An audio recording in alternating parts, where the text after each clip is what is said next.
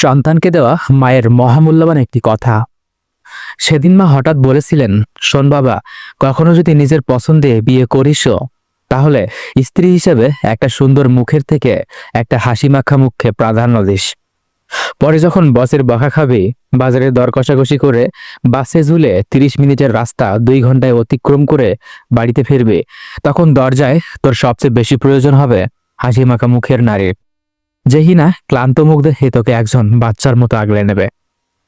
মায়ের এই কথাটির গভীরতা একমাত্র সেই বুঝবে যে শুধু বউ হিসেবে একটা সুন্দর মুখকেই বেশি প্রাধান্য দিয়েছে, হাসি মাখা মুখকে নয়। সারাদিন পরিশ্রম করে বাসায় ফেরার পর একটা হাসি মাখা মুখ একটা পুরুষের জন্য কতটা গুরুত্বপূর্ণ, সেটা একটা বিবাহিত পুরুষই বুঝবে।